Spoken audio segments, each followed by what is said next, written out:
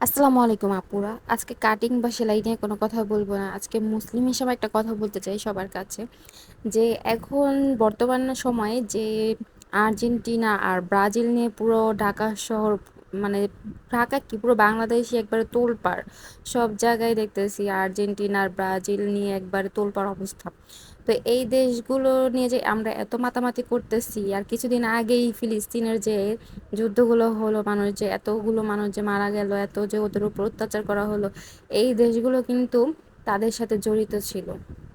এই যে আর্জেন্টিনা, এরা কিন্তু এদেরকে নাকি এক নাম্বার এই এদের নাম আছে।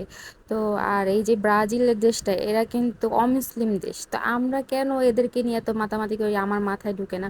আপনারা যদি একটু আপনাদের মাথায় ঢুকে, তাহলে আমাকে একটু কমেন্ট করে জানাবেন। আসলে আমার মাথায় ঢুকে না, এরা কেন এত টাকা পয়সা খরচ করে জার্সি কিনে, পতাকা কিনে, হ্যাঁ এগুলো করার কি প্রয়োজন, কি কারণে এগুলো করে? বাংলাদেশে ক্রিকেট খেলা হয় একটা কথা ছিল, কিন্তু এগুলো যে করার কোনো মানে আছে কিনা আমার মনে হয় না। তো সবাই ভালো থাকবেন, সুস্থ থাকবেন। আল্লাহ হাফিজ।